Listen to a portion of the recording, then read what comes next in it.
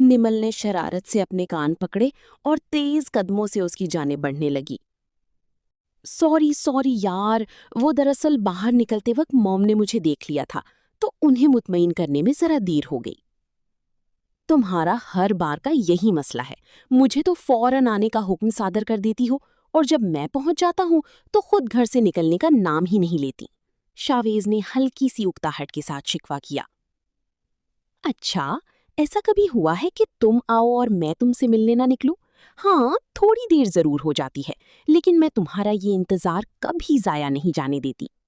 निमल ने अपने बाल कमाल अदा से कान के पीछे अड़सते हुए मानी खीजी से कहा। इस जर्रा नवाजी पर ये अदना गुलाम आपका बेहद मशकूर है, मलिका यालिया। शावीज ने मुस्कुराहट दबाकर तंजिया अंदाज में सर झुकाया। जब तुम इस तरह खुद को मेरा गुलाम कहती हो ना शावीज, तो मैं सचमुच तुम्हारी असीर होने लगती हूँ। निमल ने अपनी गहरी सहरंगीज नजरें उसके चेहरे पर टिकाते हुए खुलकर फ्लर्ट किया। अस्सलामुअलैकुम नाजरीन, welcome back to my channel. Novel उलझी डोरें की किस्त नंबर 46 में खुश आमदीद। जहां एक तरफ शावेज और नमल की नोक-झोंक एक नई रोमानवी सहर को जन्म दे रही है, वहीं दूसरी तरफ आलम मेंशन के लॉन में शाहमीर आज अपनी बहनों को तारीख की एक ऐसी अजीम दास्तान सुनाने वाला है जिसे सुनकर खिड़की में खड़ी माहिरा के दिल में उसके लिए एहतराम की एक नई लहर उभरने वाली है। शाहमीर आलम के ये रोशन ख्यालात कहानी में क्या नया मोड़ लाएंगे, चलिए जानते हैं आज की किस्त में। आगे बढ़ने से पहले अगर आप हमारे चैनल पर नए हैं और इस मोहब्बत और सस्पेंस से भरपूर कहानी को शुरू से सुनना चाहते हैं तो ऊपर आई बटन और नीचे डिस्क्रिप्शन में मुकम्मल प्लेलिस्ट का लिंक मौजूद है, जहां आपको किस्त नंबर 1 से तमाम एपिसोड्स मिल जाएंगी। और हाँ, अगर आपको हमारी वीडियोस पसंद आ रही हैं तो अभी इस वीडियो को लाइक करें, अपने नॉवल लवर दोस्तों के साथ शेयर करें और चैनल को सब्सक्राइब करके बेल आइकन लाजमी दबाएं ताकि किस्त नंबर 47 आपसे मिस ना हो। तो चलिए शुरू करते हैं आज की जबरदस्त किस्त। उलझी डोरें, तहरीर कायनात आमना, किस्त नंबर 46। आफताब की सुनहरी किरणें फूटते ही आलम मेंशन का सफ़ेद महल अंधेरे के हिसार से निकलकर रोशनी में नहाने लगा। सुबह की खनक हवा में एक अजब सी तरोताजगी थी जो इर्द गिर्द की हर शय को अपने लम्स से निहाल कर रही थी। वसीओ अरीज बागीचे के सरसब्ज पत्ते और रंग बरंगे फूल सवा की दोष पर हल्के हल्के झूम रहे थे। माहिरा ने अपने कमरे की खिड़की खोली और आंखें मूंद कर इस पुरसुकून हवा को गहरे सांस के साथ अपने अंदर उतारने लगी। अभी वो इस सुकून की गिरफ्त में ही थी कि नीचे लॉन से उभरने वाली हानिया और सानिया की थकी हारी आवाजों ने उसका ध्यान अपनी जानिब खींच लिया। उसने खिड़की से थोड़ा बाहर झुककर नीचे का मंजर देखा। गार्डन के वस्त में हानिया और सानिया हाँपती कांपती वर्जिश में मसरूफ थीं, जबकि शाहमीर उनसे कुछ फासले पर रखी मेज और कुर्सियों पर टांग जमाए विराजमान था। वो निहायत संजीदगी से उनकी हरकत व सकनात पर नजर रखे हुए था और साथ साथ हिदायत भी दाग रहा था।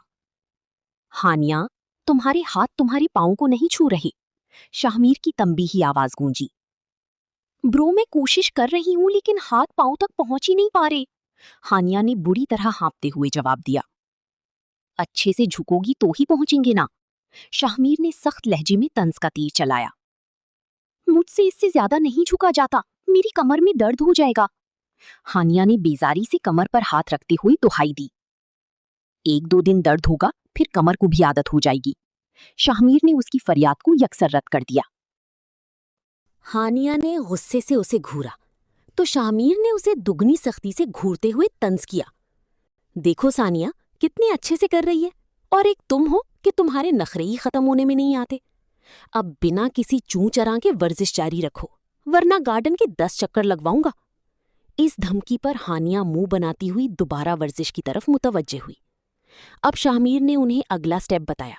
सानिया, जो अभी चंद लम्हे पहले अपनी तारीफ सुनकर तवानाई से भर चुकी थी, मजीद जोशो खरोश से शाहमीर के बताए हुए तरीके पर अमल करने लगी। दूसरी तरफ हानिया 2-3 बार ठीक से करने के बाद दोबारा सुस्ती का मुजाहिरा करने लगी थी। हानिया, तुम एक काम करो, जाकर सो ही जाओ, क्योंकि मुझे लगता है तुमसे वही काम ठीक से हो पाएगा।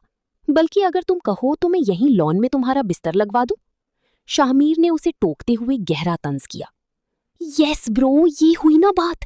मैं यहीं बैठकर इंतजार करती हूँ जब तक बिस्तर नहीं आता। हानिया ने ढिठाई से मुस्कुराकर घास पर फैलते हुए कहा। हानिया, बस बहुत हो गया। मैं कब से तुम्हारी ये सुस्ती बर्दाश्त कर रही हूँ। अब तमीज से वर्जिश शुरू करो, वरना मुझसे बुरा कोई नहीं होगा। शाहमीर ने कुर्सी से नीम खड़े होकर सख्त लहजे में उसे डांटा। ब्रो, मैं आराम से ही तो वर्जिश कर रही हूँ। अब आपको ही ठीक नहीं लग रही तो इसमें मेरा क्या कसूर है? हानिया ने मासूम सी शक्ल बनाकर सफाई पेश की। हानिया, शाहमीर ने उसे खबरदार करने वाले अंदाज में पुकारा। अच्छा, कर रही हूँ। वैसे क्या फायदा इतनी वर्जिश करने का? आखिर में तो मर्द ही ज्यादा ताकतवर होते हैं। किसी भी लड़ाई के दौरान जीत तो उन्हीं की होनी है। हानिया ने यासियत से भरपूर मायूस कुन लहजे में कहा। 1 मिनट, तुमसे किसने कहा कि मर्द ताकत में हमेशा ज्यादा होते हैं और लड़ाई में जीत सिर्फ उन्हीं का मुकद्दर है? शाहमीर के कान फौरन खड़े हुए। उसने उलझकर पूछा। माहिरा आपिया ने। हानिया ने सादगी से उगल दिया। क्या मिस माहिरा ने तुमसे ये कहा है? शाहमीर ने शदीद हैरत से इस्तिफसार किया। हाँ, वो कह रही थीं कि अल्लाह ताला ने मर्दों को जिस्मानी ताकत ज्यादा दी है, इसलिए उनसे जीत पाना बहुत मुश्किल होता है, और ये एक फैक्ट है कि लड़कियां कमजोर होती हैं। हानिया ने माहिरा की लंबी गुफ्तगू में से सिर्फ वही बातें याद रखीं जो उसे डीमोटिवेट कर रही थीं। नामुमकिन। मैं मान ही नहीं सकता कि माहिरा ऐसी बात कर सकती है। शामीर ने फौरन उसकी बात को तस्लीम करने से इनकार कर दिया। ब्रो, ट्रस्ट मी, उन्होंने सचमुच यही कहा था। हानिया ने खड़े होकर उसके पास जाकर उसका हाथ पकड़ा और उसे यकीन दिलाने लगी। हनी, उन्होंने कुछ और कहा होगा। तुमने उनकी बात का मतलब गलत समझ लिया। शामीर ने नरमी से अपनी छोटी बहन के बाल सहलाते हुए कहा। आपको कैसे पता? आप तो वहां थे भी नहीं। हानिया बच्चों की तरह मुंह फुलाकर बोली। क्योंकि अगर ऐसा होता तो वो 2 दफा रोहिल मामू से लड़कर जीत ना पाती। तुम भूल गई, उस रात उन्होंने डैड को उनके कमरे में बचाया था। और तो और, पार्टी वाली रात भी उन्होंने रोहिल मामू को डर कर भागने पर मजबूर कर दिया था। एक ऐसी लड़की जो खुद को कमजोर समझती हो, वो अपने से दुगनी ताकत वाले मर्द से कभी जीत ही नहीं सकती। इसीलिए मुझे पूरा यकीन है कि जो तुम कह रही हो वो तुम्हारा अपना माइंडसेट है, उनका नहीं। शामीर ने कमाले तहम्मुल से उसे वजाहत दी। उसने बचपन में अपनी बहन को बहुत कम वक्त दिया था और इस बात का पछतावा उसे उम्र भर रहने वाला था। लेकिन अब वक्त बदल चुका था। शामीर आलम अब बड़ा हो चुका था और वो अपनी माजी की हर गलती का इजाला करने का तहैया कर चुका था, क्योंकि अब वो अपनी जिंदगी में मजीद कोई तलखी नहीं चाहता था। तो क्या लड़कियां कमजोर नहीं होती? हानिया ने अपनी नाखून चबाते हुए उलझकर पूछा। लगता है आज तुम्हारा वर्जिश करने का बिल्कुल दिल नहीं चाह रहा। चलो फिर आओ, मैं तुम्हें तारीख की एक अजीम खातून की कहानी सुनाता हूँ। शामीर ने मोहब्बत से हानिया की शाने के गिर्द अपना बाजू फैलाया। फिर उसने सानिया को भी इशारे से बुलाया और दोनों को लेकर लॉन में रखी कुर्सियों पर बैठ गया। वो दोनों पुरजोश अंदाज में उसे सुनने के लिए तैयार बैठ गईं। तब शामीर ने दोनों की जानिब देखा। उसके लबों पर एक दिलनशीन मुस्कुराहट उभरी और वो बोला। तो किस्सा यहाँ से शुरू होता है कि हर तरफ जंग का होलनाक माहौल है। ये हिजरत का 3रा साल है और उहुद के पहाड़ के दामन में मैदानी जंग सजा है। हर तरफ तलवारों की झनकार और गहमा गहमी है। कुरैशी मक्का का पलड़ा आहिस्ता आहिस्ता मुसलमानों पर भारी हो रहा है। मुस्लिम फौज में मौजूद कुछ लोग कुफ्फार को गाली बातें देखकर पसपाई इख्तियार करने लगे हैं। वो मैदानी जंग से पीछे हट रहे हैं। ऐसी नाजुक वक्त में आप सल्लल्लाहु अलैहि वसल्लम अपनी चंद मुखलिस सहाबा के साथ तन्हा रह गई हैं। कुफ्फार ने आप सल्लल्लाहु अलैहि वसल्लम को चारों तरफ से घेर लिया है। सहाबा रजी अल्लाह अन्हु अपनी जानों पर खेलकर आप सल्लल्लाहु अलैहि वसल्लम की हिफाजत कर रही हैं, मगर कुफ्फार तादाद में बहुत ज्यादा हैं। इतने में जख्मियों की मरहम पट्टी करती एक खातून के कानों में ये दिल खराश खबर पहुंचती है कि पैगंबर खुदा सल्लल्लाहु अलैहि वसल्लम की जान खतरे में है। वो सब कुछ छोड़ छाड़ कर हर अंजाम की फिक्र से आज़ाद होकर मैदानी जंग की तरफ दौड़ पड़ती हैं। ये थीं उम्मते मुस्लिमा की वो बहादुर और अजीम खातून हज़रत नसीबा बिनते काब रज़ी अल्लाह अन्हा, जिन्हें उम्मे अम्मारा भी कहा जाता है। ये मदीना की उन अव्वलीन खातीन में शामिल थीं जिन्होंने बैत अक़बा के मौके पर इस्लाम कबूल किया था। उन्होंने जंग के मैदान में पहुंचकर न सिर्फ तलवार की धार से कुफ्फार का मुकाबला किया, बल्कि अपनी बेमिसाल तीरंदाजी से दुश्मन के कदम उखाड़ दिए। वो इतनी जुर्रत और जानफशानी से लड़ीं और आप सल्लल्लाहु अलैहि वसल्लम की ढाल बनी कि खुद नबी करीम सल्लल्लाहु अलैहि वसल्लम फरमाते हैं, मैं दाएं देखता था तो मुझे नसीबा दिखाई देती थी, मैं बाईं तरफ देखता तो नसीबा नजर आती, मैं आगे देखता तो नसीबा को कुफ्फार से लड़ते पाता, मैं पीछे देखता तो नसीबा कुफ्फार की वार को रोक रही होती थी। इसी जंग के दौरान एक बदबख्त मुशरिक इब्ने कमिया रसूलुल्लाह सल्लल्लाहु अलैहि वसल्लम को नाउज़ बिल्लाह शहीद करने की नापाक इरादे से आगे बढ़ा। हजरत नसीबा रजी अल्लाह अन्हा उसके सामने लोहे की दीवार बन गईं। इब्ने कमिया ने उनके कंधे पर तलवार का ऐसा जोरदार वार किया जिससे गहरा जख्म आया। हजरत नसीबा ने भी पलटकर उस पर कई वार किए, लेकिन चूंकि वो दोहरी ज़िरा पहने हुए था इसलिए बच निकला। इस गज़वे में हजरत नसीबा रजी अल्लाह अन्हा के जिस्म पर 12 से 13 गहरे जख्म आए, लेकिन उनके पाई इस्तक़लाल में लग़ज़िश न आई। यहाँ तक कि जब उनका अपना बेटा जख्मी हुआ तो उन्होंने खुद अपनी हाथों से उसके जख्म पर पट्टी बांधी और पीठ थपथपाकर कहा, उठो मेरे बेटे और दुश्मन का मुकाबला करो। जंग के इख्तिताम पर जब रसूलुल्लाह सल्लल्लाहु अलैहि वसल्लम मदीना मुनव्वरा वापस पहुंची तो सबसे पहले हजरत नसीबा रजी अल्लाह अन्हा का हाल दरियाफ्त करने के लिए कासिद भेजा। जब आप सल्लल्लाहु अलैहि वसल्लम को मालूम हुआ कि वो खैरियत से हैं तो आप सल्लल्लाहु अलैहि वसल्लम ने इत्मीनान का सांस लिया। उनके कंधे का वो जख्म इतना गहरा था कि उसे पूरी तरह भरने में 1 साल से ज्यादा का अरसा लगा। हजरत नसीबा रजी अल्लाह अन्हा का ये लाजवाल किरदार रहती दुनिया तक खवातीन के लिए जुर्रत, बहादुरी और इश्क़ रसूल सल्लल्लाहु अलैहि वसल्लम का एक रोशन मीनार रहेगा। हानिया और सानिया हैरत से आंखें फैलाई साकित बैठी शाहमीर की ज़बानी उम्मती मुस्लिमा की उस दलीर बेटी की दास्तान सुन रही थी, जिसके बारे में शायद उन्होंने पहले कभी इतनी तफसील से नहीं सुना था। मुस्लिम माशरे में औरतों को इस तरह की शुजाअत की कहानियां कम ही सुनाई जाती हैं, ताकि वो हद से ज़्यादा बाइख्तियार बनकर इस मर्दवाब माशरे में अपने हुकूक का मुतालबा न शुरू कर दें। उन्हें अक्सर ये कहकर महदूद कर दिया जाता है कि औरत सिर्फ 4 दीवारी में ही अच्छी लगती है, जबकि इस्लाम ने तो औरत को इतनी वुसअत और ताकत दी थी कि वो अपने कारोबार खुद संभालती थी, जंगों में मुआलिज का किरदार अदा करती थीं और इल्मो हिकमत के मैदान में पूरी उम्मत की इस्लाह करती थीं। औरत कमज़ोर नहीं होती हनी, वो इतनी ताकतवर होती है कि अल्लाह ताला ने कायनात में अपने बाद तख्लीक का एक बड़ा ज़रिया औरत को बनाया है। मर्द तो इस तख्लीकी तकलीफ को बर्दाश्त करने का तसव्वुर भी नहीं कर सकते। तुम्हें पता है इंसान को असल में कमज़ोर क्या चीज़ बनाती है? इंसान को कमज़ोर उसके अपने ख़यालात बनाती हैं। अगर इंसान कोई अज़्म कर ले तो फिर वो उस काम को पायाए तकमील तक पहुंचाकर ही दम लेता है। और यकीनन औरतें भी इंसान ही होती हैं, इसलिए ये कानून उन पर भी उसी तरह लागू होता है। अगर तुम ये ठान लो कि तुम्हें एक बेहतरीन फाइटर बनना है तो दुनिया की कोई ताकत तुम्हें हरा नहीं सकती। शाहमीर ने हानिया का हाथ अपने हाथ में लेते हुए निहायत मान से कहा। वो दोनों बहनें अपने भाई की इस मुदल्लल और असरअंगेज गुफ्तगू से बेहद मुतासिर नजर आ रही थीं। तो क्या तुम एक सच्ची और अच्छी फाइटर बनना चाहती हो? शाहमीर ने हानिया की आंखों में देखते हुए सवाल किया। हाँ, मैं बिल्कुल हजरत नुसैबा बिनती काब जैसी बहादुर फाइटर बनना चाहती हूँ, हानिया ने पूरी जोश से सर हिलाते हुए जवाब दिया। That's like a brave girl. चलो फिर अब अच्छी सी वर्जिश करो ताकि तुम्हारा जिस्म इस जुर्रत का साथ देने के लिए तैयार हो सके। शाहमीर मुस्कुराती हुई अपनी कुर्सी से खड़ा हो गया।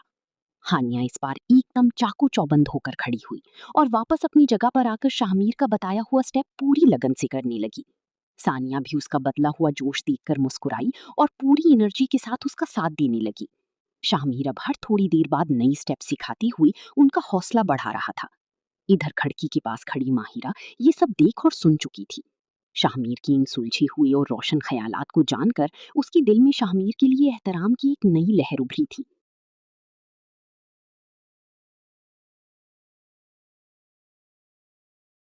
इस्लामाबाद में सुबह के 7:30 बज रहे थे।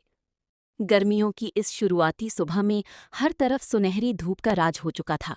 हाँ, मगर इस धूप में फलक बोस तपिश अभी बेदार नहीं हुई थी। यही वजह थी कि शावेज आलम इस वक्त एक पुरशिकवा बंगले के सामने अपनी चमकती गाड़ी से टेक लगाए निहायत इत्मीनान से खड़ा था। सफ़ेद ट्राउज़र पर सफ़ेद रंग की ही हाफ स्लीव ढीली ढाली शर्ट उसकी शख्सियत को एक लापरवाह सा सहर बख्श रही थी। गहरे बाल माथे पर बिखरे थे जिन्हें वो बार बार हाथ की मदद से पीछे धकेलता, लेकिन वो हर थोड़ी देर बाद बड़ी ढिठाई से वापस उसकी पेशानी पर आ गिरते।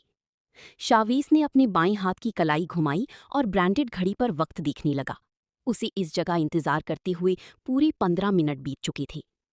ऐन इसी लम्हे बंगले का छोटा लोहे का दरवाज़ा खुला और नमल लगारी बाहर निकली। उसने हल्की नीले रंग की वाइड लेग जीन्स के साथ सफ़ेद रंग की हाफ स्लीव टी शर्ट जेबी तन कर रखी थी, जिसके वस्त में सुर्ख रंग की 3 दिलकश स्ट्रॉबेरीज बनी थीं और नीचे जली हुरूफ में स्ट्रॉबेरी लिखा हुआ था। اس کی گہرے بھورے بال شانوں پر کھلے بکھرے تھے اور دائیں ہاتھ میں گولڈن رنگ کی نازک سی گھڑی چمک رہی تھی۔ وہ اس دھلی دھلی صبح کی طرح اتنی نکھری اور شاداب لگ رہی تھی کہ شاویز کو ایک پل کے لیے اپنے دل میں اترتی ہوئی محسوس ہوئی۔ نمل نے باہر نکل کر اطراف میں نگاہ دوڑائی تو کچھ ہی فاصلے پر شاویز کھڑا دکھائی دیا۔ نمل کی نظر پڑتی ہی شاویز نے اپنا گھڑی والا ہاتھ فضا میں اٹھایا اور آبرو اچکا کر اشارہ کیا کہ وقت دیکھو، تم لیٹ ہو۔ نمل نے شرارت سے اپنی کان پکڑی اور 30 قدموں سے اس کی جانب بڑھنے لگی۔ سوری یار، وہ دراصل باہر نکلتے وقت موم نے مجھے دیکھ لیا تھا تو انہیں مطمئن کرنے میں ذرا دیر ہو گئی۔ تمہارا ہر بار کا یہی مسئلہ ہے، مجھے تو فوراً آنے کا حکم صادر کر دیتی ہو اور جب میں پہنچ جاتا ہوں تو خود گھر سے نکلنے کا نام ہی نہیں لیتی۔ شاویز نے ہلکی سی اکتاہٹ کے ساتھ شکوہ کیا۔ اچھا، ایسا کبھی ہوا ہے کہ تم آؤ اور میں تم سے ملنے نہ نکلوں؟ ہاں، تھوڑی دیر ضرور ہو جاتی ہے، لیکن میں تمہارا یہ انتظار کبھی ضائع نہیں جانے دیتی۔ نمل نے اپنی بال کمالی ادا سے کان کے پیچھے اڑستی ہوئی مانی خیزی سے کہا۔ اس ذرہ نوازی پر یہ ادنا غلام آپ کا بے حد مشکور ہے ملکہ یالیہ۔ شاویز نے مسکراہٹ دبا کر طنزیہ انداز میں سر جھکایا۔ جب تم اس طرح خود کو میرا غلام کہتی ہو نا شاویز، تو میں سچ مچ تمہاری اسیر ہونے لگتی ہوں۔ نمل نے اپنی گہری سحر انگیز نظریں اس کی چہرے پر ٹکاتی ہوئی کھول کر فلرٹ کیا۔ او ہیلو، 90s کی رومانٹک ہیروئن، آپ جلدی سے یہاں سے نکلیں ورنہ ناشتے کی جگہ سیدھا لنچ کے وقت کیفے پہنچیں گی۔ شاویز نے اس کی سر پر ہلکی سی چپت لگاتے ہوئے اس کی رومانوی سحر کو جھٹکا۔ ہاں چلو، 80s کے روڈ ہیرو، نمل نے بھی تڑک کر اسی کے انداز میں جواب دیا۔ شاویز مسکراتا ہوا ڈرائیونگ سیٹ کی جانب بڑھنے ہی لگا تھا کہ نمل نے آگے بڑھ کر اس کا راستہ روکا۔ او ہیلو، ان رومانٹک انسان، تم پاکستان واپس آ کر مینرز بھی بھول گئے ہو کیا؟ جب آپ کے ساتھ کوئی خوبصورت لڑکی سفر کرنے والی ہو تو پہلے شرافت سے اس کے لیے گاڑی کا دروازہ کھولتے ہیں۔ ہاں، میں ضرور گاڑی کا دروازہ کھولتا اگر میرے ساتھ واقعی کوئی خوبصورت لڑکی سفر کرنے والی ہوتی، شاویز نے اسے بری طرح چڑھانے والے انداز میں کہا اور خود ڈرائیونگ سیٹ کا دروازہ کھول کر اندر بیٹھ گیا۔ پیچھے نمل غصے سے پیر پٹکتی رہ گئیں اور پھر خود ہی فرنٹ سیٹ کا دروازہ کھول کر جھٹکے سے اس کے ساتھ آ بیٹھیں۔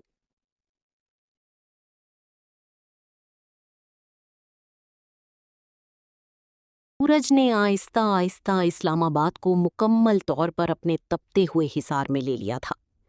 دن جوں جوں چڑھ رہا تھا، ہوا کی خنکی غائب ہوتی جا رہی تھی۔ ایسے میں ایک نوجوان پسینے میں شرابور ایک طویل اور سنسان شاہراہ کے فٹ پاتھ پر پے در پے قدم اٹھاتا بھاگ رہا تھا۔ اس کی اس طرح پسینے میں لت پت ہونے کی وجہ صرف موسم کی حدت نہیں تھی، بلکہ اپنے سے آگے بھاگتے ہوئے شخص کی فولادی رفتار کے ساتھ قدم سے قدم ملانے کی ایک ناپید تگ و دو تھی۔ آخر کار جب سکت جواب دے گئی تو وہ نڈھال سا ہو کر رک گیا اور ہانپتے ہوئے سامنے بھاگتی پشت کو دیکھ کر چیخا، ڈیڈ ڈیڈ پلیز رک جائیں، میں اب مزید نہیں بھاگ سکتا۔ اس سے چند میٹر کے فاصلے پر مستعدی سے بھاگتا وہ ادھیڑ عمر شخص یکدم رک گیا۔ اس نے مڑ کر اپنے جوان بیٹے کو دیکھا جو دونوں گھٹنوں پر ہاتھ ٹکا کر بری طرح ہانپ رہا تھا۔ اپنے باپ کو رکتے دیکھ کر وہ نوجوان بمشکل گھسٹتے ہوئے ان کے قریب پہنچا، کیونکہ وہ اچھی طرح جانتا تھا کہ اس کا باپ خود چل کر پیچھے آنے سے رہا۔ وہ جیسے ہی ان کی مقتدر وجود کے سامنے آ کر کھڑا ہوا تو باپ کے چہرے پر غصے کی شدت سے ابھرتی سرخی دیکھ کر اس کے اوسان خطا ہونے لگی۔ بیٹے اکثر اپنے باپ سے ایک خاص دوری رکھتے ہیں، اور اگر باپ ایک ریٹائرڈ ملٹری افسر ہو تو یہ خوف کئی گنا گہرا ہو جاتا ہے۔ فیضان اعظم بھی بچپن سے اپنے باپ شبیر اعظم سے سخت خوفزدہ رہتا تھا۔ ہاں، مگر بڑھتی عمر اور پولیس کی وردی نے اس کی اس ڈر پر کافی حد تک قابو پا لیا تھا۔ ڈیڈ، ہم مارننگ واک کے لیے نکلے تھے، لیکن مجھے تو ایسا لگ رہا ہے جیسے یہ کوئی ملٹری میراتھن ریس ہے جو ختم ہونے کا نام ہی نہیں لے رہی۔ فیضان نے سینے میں ابلتی سانسوں کو بحال کرتے ہوئے شکوہ کیا۔ اس عمر میں چند کلومیٹر دوڑ کر تمہارا یہ حال ہے؟ پتہ نہیں میری عمر تک پہنچ کر کیا کرو گے تم؟ شبیر اعظم نے اپنی روبدار گمبھیر آواز میں اسے گھڑکا۔ کم از کم آپ کی طرح اپنے بیٹے کو ایسی سزا نما مارننگ واکس پر تو نہیں لے کر جاؤں گا۔ فیضان نے اپنی آستین سے چہرے کا پسینہ صاف کرتے ہوئے دبی زبان میں بڑبڑایا۔ جب میں تمہاری عمر کا تھا تو اس سے دگنا فاصلہ بھاری بوٹوں کے ساتھ پیدل طے کر لیا کرتا تھا، اور مجال ہے جو چہرے پر تھکان کا ایک تاثر بھی ابھرے۔ شبیر اعظم نے تفاخر سے اپنی جوانی کا حوالہ دیا۔ ہاں، کیونکہ شاید آپ کے دور میں گاڑیاں ایجاد ہی نہیں ہوئی ہوں گی۔ فیضان کی زبان ایک پل کو پھسلی۔ میں پتھروں کے دور کا نہیں ہوں فیضان۔ شبیر اعظم نے اپنی عقابی نظریں اس کے چہرے پر گاڑتے ہوئے سخت لہجے میں تنبیہ کی۔ جی मैं तो बस माहौल को हल्का फुल्का करने के लिए मजाक कर रहा था। फैजान ने चेहरे पर एक मसनूई मुस्कुराहट सजाते हुए बात को संभालने की कोशिश की। जितनी तेज तुम्हारी ये जबान चलती है, इतनी ही रफ्तार से अगर तुम्हारे कदम चलें तो तुम्हारे महकमे का कुछ भला हो जाए। उन्होंने गुस्से से डपट कर एक बार फिर अपनी मखसूस रफ्तार से भागना शुरू कर दिया। चारों नाचार फैजान को एक गहरा सांस हवा के सपुर्द करके दोबारा उनके पीछे भागना पड़ा। वो अब उनके पहलू ब पहलू भागते हुए इस्तफसार करने लगा, लेकिन डैड, आखिर हम जा कहाँ रहे हैं? जब पहुंच जाएंगे तो तुम्हें खुद ही पता चल जाएगा। शब्बीर आजम ने सामने देखते हुए अपनी रफ्तार को मजीद तेज कर दिया। वो 55 की उम्र में भी बला की चाको चौबंद थी। डैड, मुझे ड्यूटी पर भी जाना है। अगर अभी सारा स्टैमिना यहीं खत्म कर दूंगा तो सारा दिन ऑफिस में काम कैसे करूंगा? फैजान ने इस ना खत्म होने वाली दौड़ को रोकने का एक माकूल बहाना पेश किया। तुमने ऑफिस जाकर काम ही क्या करना है, सिवाय इसकी कि अपनी आरामदेह कुर्सी पर टांग चढ़ाकर बैठ जाओ और चाय के दौर चलाओ। शब्बीर आजम ने उसकी पुलिस की नौकरी पर हस्बी आदत तंज का तीर चलाया। पुलिस की जॉब करना इतना आसान भी नहीं है डैड, जितना आप समझते हैं। फैजान ने बरामदा होकर कहा। अगर तुमने आर्मी ज्वाइन की होती तो तुम्हें इस जॉब के मुकाबले में ये सब बच्चों का खेल लगता। वो हमेशा की तरह अपनी कोर के तफाखुर में बोली। मुझे ऐसी किसी नौकरी का शौक भी नहीं था जिसकी वजह से मुझे सालों तक अपने ही घर वालों को नजरअंदाज करना पड़ी। फैजान निहायत धीमी मगर काटदार लहजे में अपना पुराना दुख जबान पर लाया।